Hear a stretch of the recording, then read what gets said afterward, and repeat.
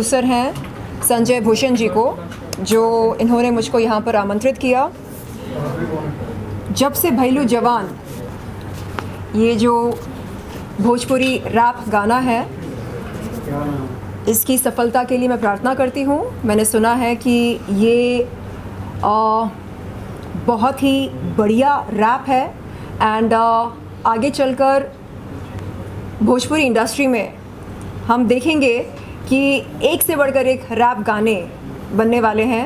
और मैं चाहती हूँ कि हितेश्वर जी, आप इस ट्रेंड के जो हकदार हैं, आप और भी बढ़िया गाने बनाते रहें और एक ज़बरदस्त रेवोल्यूशन लेकर आएँ भोजपुरी इंडस्ट्री में। वाह, थैंक यू सो मच। मैं ये पूछना चाहूँगा कि आप जब इंडस्ट्री में आए थे, आपका ये बड़प्पन है कि आप आई और यहाँ पे हितेश्वर जी के इस खुशी के माहौल में शामिल हो रही हैं। आप जो है तो आपको कौन सपोर्ट किया था शुरुआत के दौर में जब आप इंडस्ट्री में कदम रखे थे? I have always been a self made woman. किसी माई बाप का हाथ नहीं था मेरे सर पर और मैं ख़ुद को खुशकिस्मत मानती हूँ जो मुझे कभी किसी माई बाप की ज़रूरत नहीं पड़ी ज़िंदगी में आगे बढ़ने के लिए। मैं ख़ुद में विश्वास रखती हूँ और सबसे ज़्यादा मैं रब पर विश्वास करती हूँ और मुझे यकीन है कि अब तक जो हुआ है बहुत अच्छा हुआ और आगे चलकर जो भी होगा उत्तम होगा, सर्वोत्तम होगा। ये भी कहा जाता है भोजपुरी का एक इवेंट है कि भोजपुरी में डबल मीनिंग गाने होते हैं, थोड़ा चीपनेस होता है, लेकिन ये तो बॉलीवुड में भी होता है। गाने की बात करें तो या फिल्मों की बात करें या सीन्स की बात करें तो ये कितना ज़्यादा एक मतलब हिपोक्रेसी कर सकते हैं, क्योंकि फिल्में तो फिल्में हैं बॉलीवुड से में when you compare Bhojpuri industry with the Bollywood industry. जी, वो क्या कहावत है, जो शीशे के महलों में रहते हैं उन्हें क्या नहीं करना चाहिए? एग्जैक्टली, दूसरों पर पत्थर से वार नहीं करना चाहिए। तो बॉलीवुड इंडस्ट्री के जो गाने होते हैं उनमें कितने डबल मीनिंग्स होते हैं ये हम सबको पता है।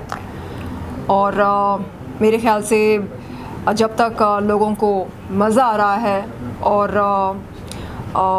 लोगों में उत्साह पैदा हो रहा है तो हमें शिकायत नहीं करनी चाहिए। At the end of the day ये एक एंटरटेनमेंट इंडस्ट्री है जहाँ पर यदि मनोरंजन हम ना करें हमारे दर्शकों का तो फिर फ़ायदा क्या है?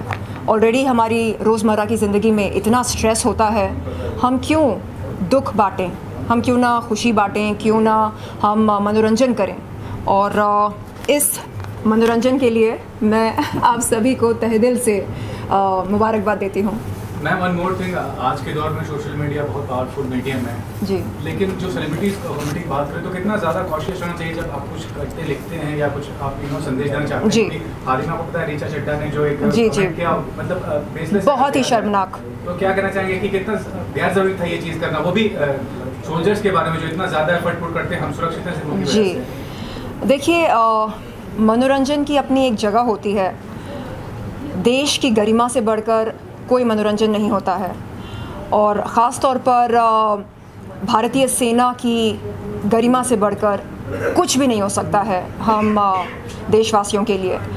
कल ऋचा चड्ढा ने जो किया, जो ट्वीट पोस्ट किया, वो बहुत ही शर्मनाक था। 15 जून 2020 में गालवान की घाटी में क्या हुआ हम सब जानते हैं। हमारे 20 सैनिक शहीद हुए।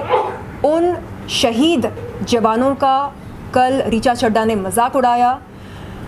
इसके लिए वो माफ़ी पाने की हकदार भी नहीं है और झूठ मूठ का वो एक ट्वीट अपलोड करके कहती हैं कि जो कुछ भी मैंने कहा उसके लिए माफ़ी मांगती हूँ, लेकिन नहीं, उस ट्वीट में रिमोर्स बिल्कुल नहीं था।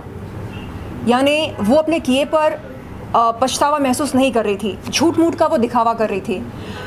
तो मुझे लगता है हम सबको आगे चलकर ऋचा चड्ढा को बॉयकॉट करना चाहिए, उन तमाम कलाकारों को बॉयकॉट करना चाहिए जो देश के प्रति प्रेम नहीं दिखा सकते हैं, जो देश का मान सम्मान नहीं कर सकते हैं, और ख़ास तौर पर वो लोग जो ये सोचते हैं कि देश की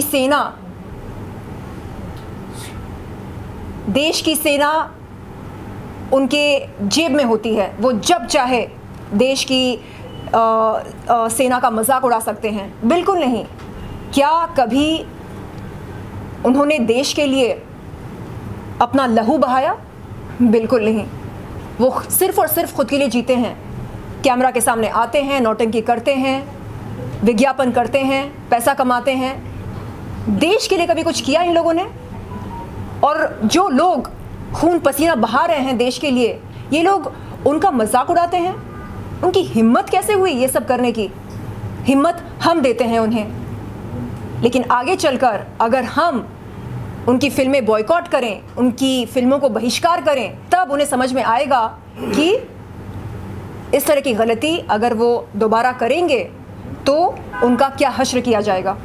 मैम, ऋचा चड्ढा तो एक छोटी सी बात है, नई स्टार है, इतनी बड़ी नहीं कह सकते। एकता कपूर ने भी आर्मी को लेकर बहुत सारी चीज़ें कंट्रोवर्सी में रही है, जिसके लिए करनी सेना था नहीं क्या क्या, बहुत सारे एनजीओ सामने आ गए थे। संसद तक मामला प्रोजेक्ट जो है, क्या है, ये कहना चाहेंगे इसके बारे में बात करें? क्या सवाल है? नमस्कार, मैं हूँ रैपर हितेश्वर। आज बड़ा खुशी का दिन है और सबसे पहले आप सभी को मैं धन्यवाद करता हूँ। भारी मात्रा में आप लोग आए हैं। आज जो भी हूँ आप लोगों की वजह से हूँ, क्योंकि आप लोग ने काफ़ी कॉन्फिडेंस और प्यार दिया है मुझे, तो उसके लिए बहुत बहुत धन्यवाद आप सभी मीडिया भाई कर्मियों के लिए। आज मेरा सॉन्ग रिलीज हुआ है, जिसका गाने का टाइटल नाम है जब से भैलू जवान। गाना तो उसमें मेरे गाने में साथ दी हैं हमारी मित्र हैं, दोस्त हैं, अलीशा खान ने, जो कि टाइटल सॉन्ग गाया मेरे साथ ही इन्होंने गाया है।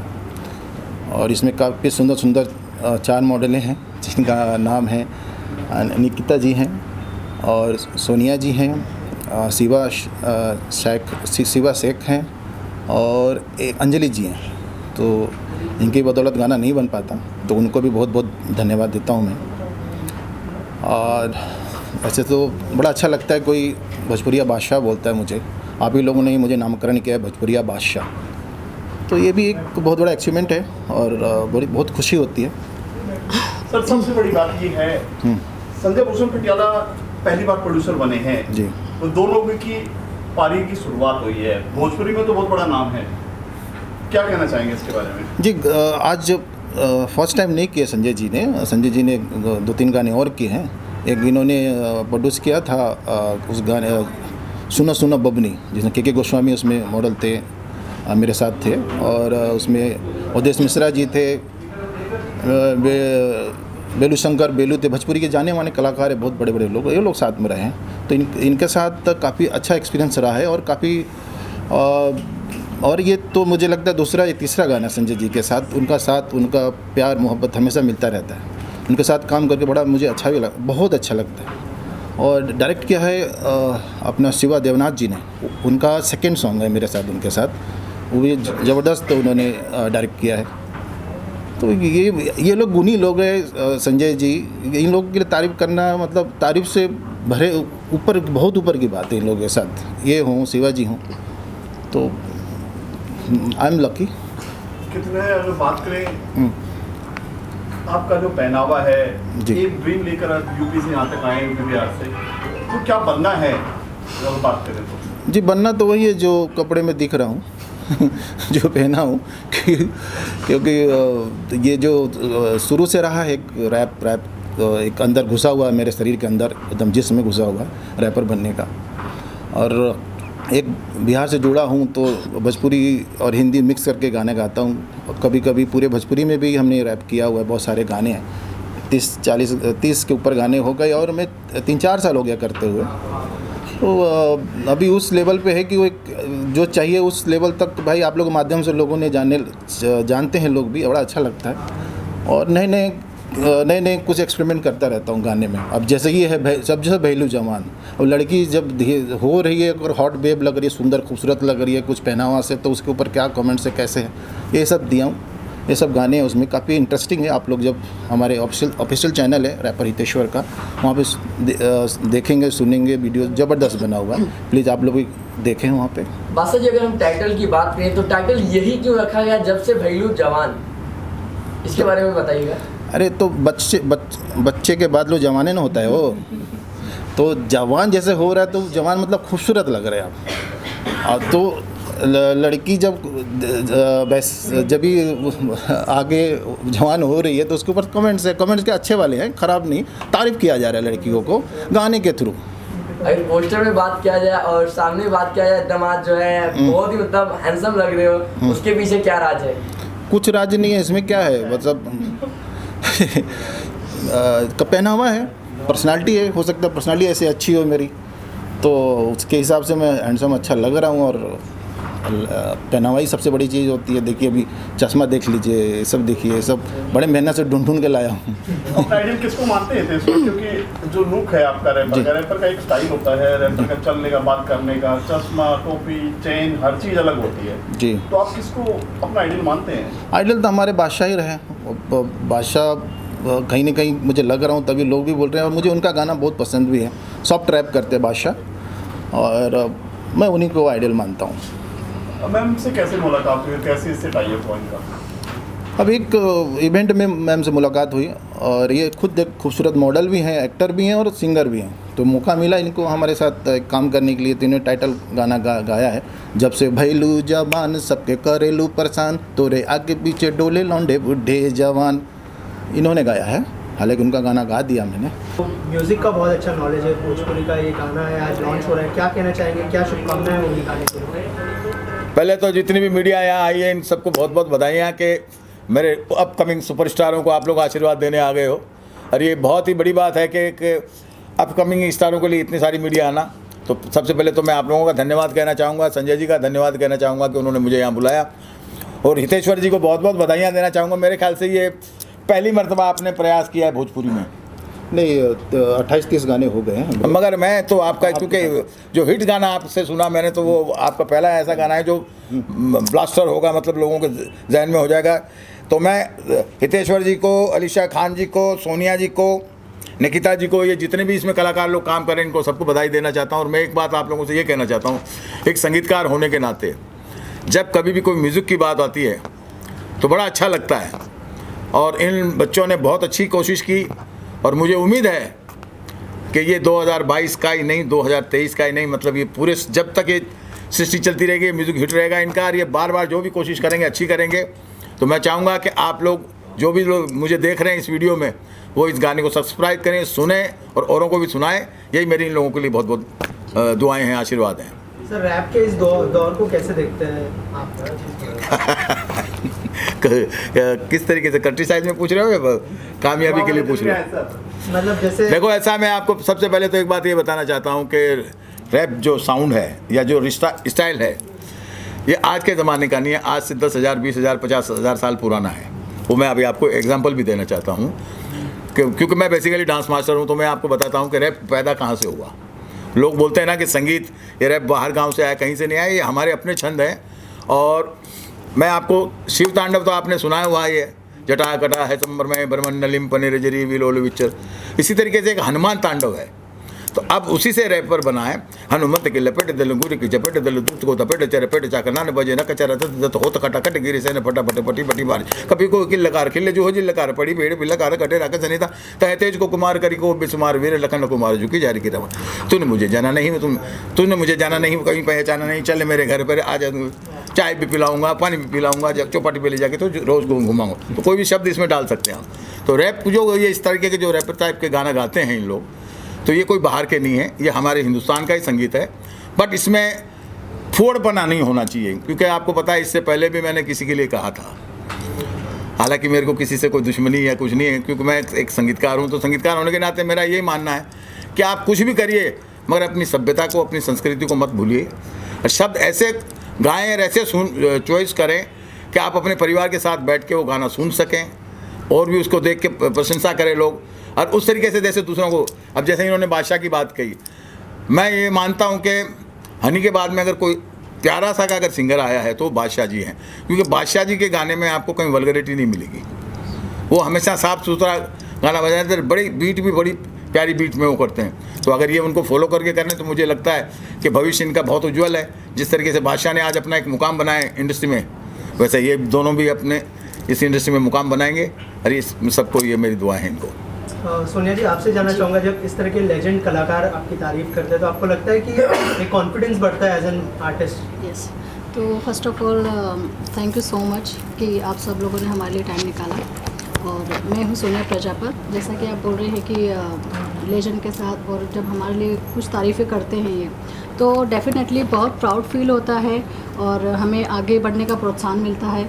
यही लोग होते हैं जो हमें आगे बढ़ने के लिए हमें प्रोत्साहित करते हैं और कॉन्फिडेंट यहीं से आता है। अगर कोई बड़ा कलाकार आपको अप्रिशिएट कर रहा है, आपको मोटिवेट कर रहा है कि आप अच्छा कर रहे हो, और इसी से एक आर्टिस्ट को एज ए आर्टिस्ट मैं अपना फीलिंग बताना चाहूँगी कि मुझे बहुत अच्छा लगता है जब कोई मेरी एक्टिंग को या मेरे किसी भी मेरे टैलेंट को कोई सराहता है, तो मुझे बहुत प्रशंसा होती है और मुझे आगे बढ़ने के लिए मुझे बहुत शक्ति मिलती है। एक तरीके से कहा जाए तो कॉन्फिडेंट मिलता है। तो या आई एम सो प्राउड और आई एम सो ब्लेस्ड कि मैं आज यहाँ पे हूँ आप सब लोगों के सामने, और thank you so much. Sir के साथ काम करने का एक्सपीरियंस कैसा है? बिल्कुल, हितेश्वर बहुत टैलेंटेड इंसान हैं और मैंने इनके साथ फर्स्ट सॉन्ग किया है ये, जो कि रैप सॉन्ग है, और सुनने के बाद मुझे काफ़ी ये लाइक बहुत अच्छा लगा। बहुत अच्छा सॉन्ग है, शूट बहुत अच्छा हुआ है और हमने मस्ती मस्ती में पूरा शूट निपटा दिया। और आई एम सो ब्लेस्ड कि ऐसे कलाकारों के साथ मुझे काम करने का मौका मिला है। और हमारे संजय जी और शिवनाथ जी बहुत अच्छे लोग हैं जिनके साथ मैं जुड़ी हूँ, और भगवान से यही दुआ करती हूँ कि हम लोग ऐसे ही काम करते रहे और आगे बढ़ते रहे।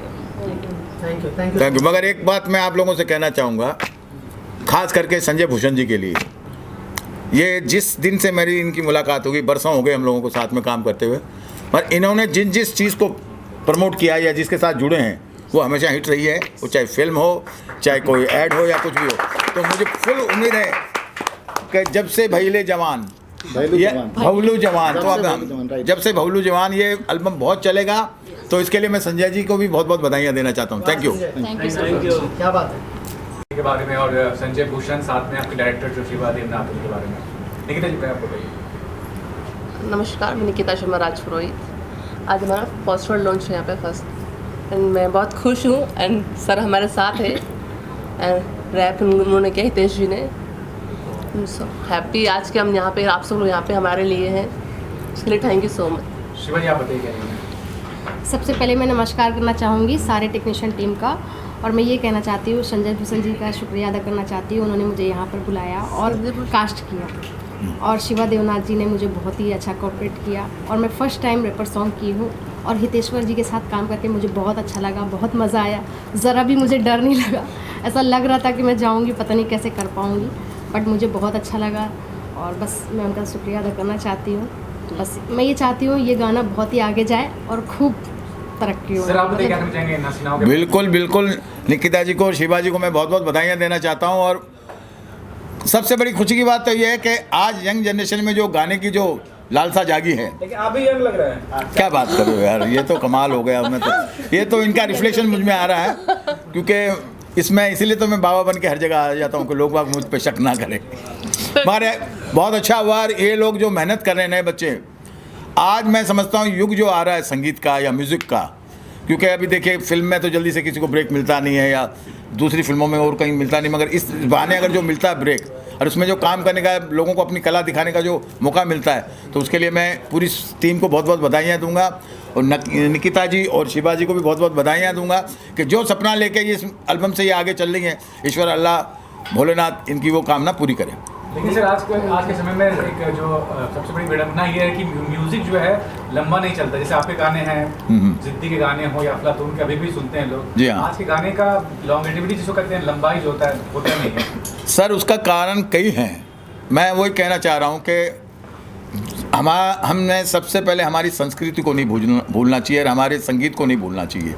और जब हम लोगों ने जब काम किया तो जाहिर सी बात है कि उस वक्त डायरेक्टर, प्रोड्यूसर, राइटर, हम लोग सब बैठ के बहुत मेहनत करते थे। आज वो मेहनत होती नहीं, मगर अब जो ये प्राइवेट गाने आने लग गए हैं, इनका क्या है कि एक दायरा होता है, क्योंकि ये जब तक टीवी पे चलते हैं जब तक ये रहते हैं, और फिल्म का क्या दायरा बहुत लंबा है, वो मतलब एक साल नहीं, वो सालों साल चलती रहती है। तो उस बहाने वो हमारे म्यूज़िक यहाँ तक चलता है यार, वो अच्छे थे और अच्छे बने, और हमने कोशिश की अच्छा करने की। और मुझे इनकी हिम्मत इसलिए है कि जो हम लोग 10 साल में कमाते थे म्यूज़िक कंपनी हमारे म्यूज़िक से, वो इनके 1 महीने में ही कमा लेती है, क्योंकि इतने इनके व्यूअर्स बन जाते हैं करोड़ों में। तो आज का टेक्निकल जो स्टाइल है वो ज़्यादा है, तो उसमें ये कामयाब ज़रूर होते हैं। और रही बात, देखिए अब इस टाइप का जो म्यूज़िक होता है, तो मैंने कहा ना, उसकी उम्र भले ही लंबी ना हो, मगर जितने दिन भी वो चलता है तो वो लोगों को एक सुकून देता है। अच्छा लगता है। निखिल जी, आप बताइए, आपका जो कलाकार के तौर पर सफ़र शुरू हुआ, कहाँ से शुरू हुआ, क्या किया आपने, आगे क्या करने वाले हैं? एक्चुअली मेरा सॉन्ग ये फर्स्ट है। पहले मैं मॉडलिंग किया, मैं रैम्प शोज़ किए, मैंने एक्टिंग या मैंने शोज़ नहीं किए हैं, मतलब मूवीज़ वगैरह नहीं किए हैं। फर्स्ट टाइम किया मैंने सॉन्ग मूवी। जी भैया, आप बताइए। निकिता जी, आप रहने वाली कहाँ के हैं? मैं राजस्थान से हूँ। तो भोजपुरी गाने करके कैसा लगा? क्या इनके बारे में कुछ कर देंगे? भोजपुरी सिनेमा, भोजपुरी हाँ, फर्स्ट टाइम मैंने भोजपुरी सॉन्ग किया और मुझे बहुत अच्छा लगा। एंड पूरी टीम बहुत अच्छी थी। बाकी संजय सर अच्छे हैं, हितेश जी भी बहुत अच्छे हैं। भोजपुरी सिनेमा इंडस्ट्री से किसी को जानती हैं आप? दिल से कुछ स्टार? हाँ, जानती हूँ, निर्वाज जी को जानती हूँ मैं। बाकी क्या बोलते हैं वो, कसारी है, केसरी जी को जानती हूँ। संजय भूषण जी को जानते हैं? संजय जी को नहीं जानती। उनके संजय भूषण। गाने या मूवीज कभी आपने देखे हैं? भोजपुरी फिल्मों को कोई गाना या म्यूजिक या फिल्म? हाँ, वो लगा लो लिपस्टिक वाला फेमस ज़्यादा मैंने सुना है बहुत। लगाई ले लिपस्टिक का। हाँ हाँ, अरे उनका नाम पवन सिंह है। पवन सिंह, वो मेरे फेवरेट एक्चुअली। फेवरेट, हमसे कुछ गाना चाहेंगे? पवन जी से कुछ कहिए, कहिए कि भाई मैं भी आपकी बिरादरी में आ रही हूँ। एक सॉन्ग करना चाहती हूँ उनके साथ सॉन्ग नहीं करना है, इसका इन दोनों का ये कहना है कि जो उन्होंने किया था, होली का किया था एक बार, जो थी आई थिंक फॉरेनर्स थी, उस टाइप का कुछ वैसा। नहीं, तो ये आप के साथ है, मतलब मैं पवन जी से भी कहना चाहूँगा, कसारी जी से भी कहना चाहूँगा, पवन सर से। और आप लोग ये नए नए कलाकारों को भी मौका दीजिए, क्योंकि ये लोग भोजपुरी फील्ड में कुछ नया करना चाहते हैं।